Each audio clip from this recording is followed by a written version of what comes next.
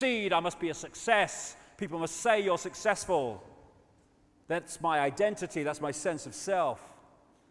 And so what they do, look at the system. If you want to progress within the system, this left-brain society we live in, then you have to be very, very good at passing exams. You go to school, you pass exams. And what are you doing in exams? You're taking information given to you, you're putting it in the left brain, you're holding it, you're regurgitating it out on an exam paper by telling the system what it's told you to believe. If you're very good at that, you go to university. If you're really good at that, you go to Oxford University or Cambridge or Yale or somewhere, unless you've got a few quid, in which case you go anyway, like George Bush. Anyway. And then you choose your speciality. If you're very, very good at university at passing exams, boom, boom, boom, boom, boom, boom, then you get great degrees, and then you get your speciality, and you go into being a doctor or being a scientist and being even a politician, all these people. And therefore, all these people that are in the positions of power within the institutions that control and dictate the reality and direction of society are all, by the time they get there, fully paid up prisoners of the left-sodding brain. That's why scientists can't get it, most of the mainstream ones, because they're so in ear. How can they understand concepts of reality in ear? They can't.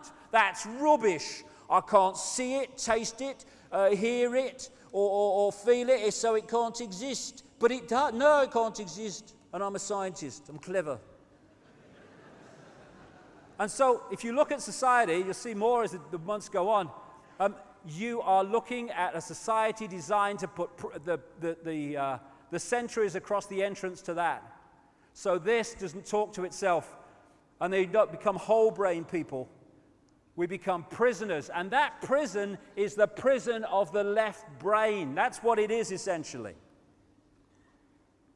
René Descartes, the French philosopher and mathematician, said this about finding a way to express self-identity. I think, therefore I am. I would take it a stage further, and I would say at the body consciousness level, I compute, therefore I am. What we're being subjected to is mass hypnosis. Mass hypnosis, just like the stage hypnotist and the stooges on the stage, where the hypnotist puts into the stooge a programmed version of reality, a belief in reality. And then what happens is that belief edits reality to fit the belief. So suddenly they see an elephant in the audience. There's no elephant in the audience, but there is in their reality. They taste a potato and eat a potato and taste an apple, because although the electrical signal of the taste of the potato has gone to the brain, the imposed belief, the program, recodes that signal into the taste of an apple. The person is tasting an apple while eating a potato, because this is what MSG does in food. They call it a flavor enhancer. What is it? It tricks the brain to decode more taste than is actually in the food. That's what it is. And we're dealing with a mass version of hypnosis on the people of this world. Paul McKenna, he's a hypnotist and works with the mind of people, television shows and stuff like that. I watched, maybe you saw this, it used to be on the internet, I don't know if you can see it now, but it was from the Top Gear program on BBC. And if you haven't seen it, what happened was this guy, Richard Hammond, he was put under hypnosis by McKenna, and the first part of it was they were out filming at a racetrack. And of course, once you're put into a trance, a programmed reality, you lose the memory of being put into the programmed reality. That's how it works. Nothing's happened to you in your mind. So Hammond's just about to get in a car to drive McKenna around the track, and McKenna just went like that with his fingers, and Hammond went, boom, gone. And McKenna said to him, when I bring you back to a waking state, or words to that effect, you're not going to be able to know anything about how to drive a car. He's come back, he has no idea that's happened. Sits in the car, got the key in his hand, doesn't know what to do with it, Completely lost. Doesn't know the first thing about driving a car. So they come back to the studio live here, and they have a laugh about it and everything, and Hammond thinks it's all over. But, McKenna's sitting there and everything. And then McKenna does the same thing in the studio. Hammond, And he tells him that this car, this toy car, is actually his real Porsche 911 Turbo or something, some flash bloody car. And he goes over and he gets into it, thinking this is his real car. That's what's going on in his mind as he decodes reality. And then Jeremy Clarkson drives this one into the side of this one. He reacts as if he's just pranged his real car. Why? Because reality is being decoded in his mind. And to him it's real. And that's what's happening to us all the time. We're asleep. We're in a trance. And that's why it's so appropriate when people say, I'm waking up now. I can see it. As Voltaire said, so long as the people do not care to exercise their freedom, those who wish to tyrannize will do so. For tyrants are active and ardent and will devote themselves in the name of any number of gods, religious or otherwise, to put shackles upon sleeping men.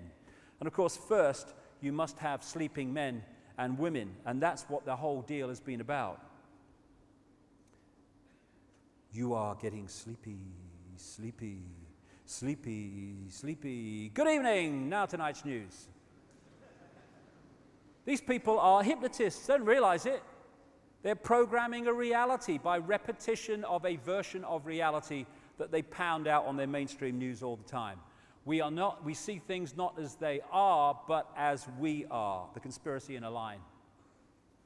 The idea is to get us to think that we are the person we see reflected in the mirror. No, that's the vehicle we're using to experience this reality. This is who we are. Division is what they want. A sense of oneness is what they don't want. And oneness, not just between humans, but between everything. The ancients talked about, and some people still talk about today, about going and experiencing the spirit of a mountain or something. And of course, the left-brain scientists, you can't experience the spirit of a mountain, it's a pile of rock. Because that's what the left brain sees it. And yet, a mountain is just energy consciousness, and that's a holographic version of it that we see on the physical level. So you can interact with that, just as you can interact with plants. This is Virginia, Credo Mutwa's wife, and she's got a herbal garden, and she talks to her plants. And she puts little coins next to them in thanks when she's taken bits off them to use in herbal remedies and stuff. And of course, the left brain is to go, what's the plant going to do with the money? Is it going to buy beer? It's stupid, No, it's energy. It's a representation of energy. Oh, yeah, I get that. Oh, stupid. We are consciousness. We are energy. We are all one consciousness. So, where are we? Where are we? We are in our own minds, basically. We are in our own heads, symbolically. We are decoding reality in our own minds. It's not out there, it's in here. We are taking frequency fields and vibrational fields, and we are, through the brain, turning them into a holographic reality that does not exist out there. Holograms appear to exist in space, but they don't. Holograms you buy in the shops. This hologram doesn't have space either. We are decoding it into a holographic television station within the frequency of visible light. We talk about seeing is believing, but it ain't. Believing is seeing, because what we believe affects what we decode and therefore what we see. There's that great line in the Matrix movie where the Neo character is saying to the Morpheus character, what is real? And Morpheus says words to the effect of, what is real? If you're talking about what we can see, touch, taste, hear, etc., then real is just electrical signals interpreted by your mind. That's absolutely what we're doing, because the five senses decode vibrational frequencies and then send those signals to the brain, and it's the brain that decodes them into the reality we think we're experiencing. It's how hypnotists can manipulate reality in their various forms. The visual cortex areas of the brain do it in relationship to the eyes. What we think is out there actually exists, symbolically anyway, in our head. As the neurons fire in a certain sequence, they create reality based on our belief. Now, if we've got open minds, we can be decoding vast, vast realities and be multidimensional in our perception and awareness.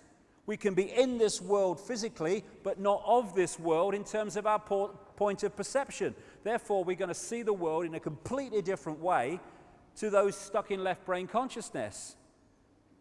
Or we can get caught in the eggshells, in which case we are decoding a very small band of frequencies, which makes us think we live in a world of limitation. We exist as an energy construct. These are the vortex points, the colors here. We call them chakras, wheels of light in the Sanskrit language. The vortex points in the body. When this goes through the decoding process, it becomes the holographic image we see as a human being. But it only exists, we only exist in this form when we've been through that decoding process. In this book, The Holographic Universe, great book where he pulls together, Michael Talbot, the scientific information supporting the idea that this is all a great hologram. He tells a story in here, which is so brilliant. That's why I do tell it quite often, because it's so symbolic of what I'm talking about. He attended a party which his father had, and he had a state hypnotist along to do party tricks for the guests. There came a point where the hypnotist is dealing with this guy called Tom, and he said to him, he's doing through the tricks, and then he said to him, when I bring you back to a waking state, you're not going to be able to see your daughter in the room. At which point, the hypnotist led the daughter to stand right in front of the father who's looking in her belly. He brings him out of to a waking state, or apparently so, and he says, Tom, can you see your daughter? Tom's looking around. No, I can't see her. She's giggling. He can't hear her. The hypnotist went behind the daughter, put his hand in the small of her back, and said, I'm holding something, Tom. What am I holding? He looked bemused because it was so obvious to him. He said, you're holding a watch. He says, there's an inscription on the watch, Tom. Can you read it? He peered forward, read the inscription. His daughter standing between him and the watch.